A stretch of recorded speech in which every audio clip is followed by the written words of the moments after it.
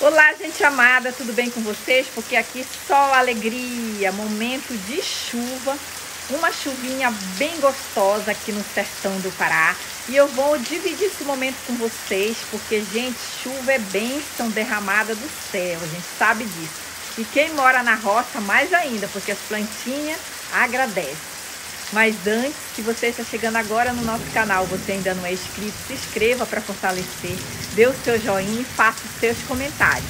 E não esquece que eu estou lá no Instagram, @coisasdenasa, por lá a gente fica muito mais juntinho. Olha o barulhinho da chuva, vou virar a câmera e não vou falar nada, só para que vocês possam curtir esse momento, maravilhoso de chuva na roça, hein? Quem de vocês aí gosta, deixa aí nos comentários. Bora lá ver essa chuva deliciosa?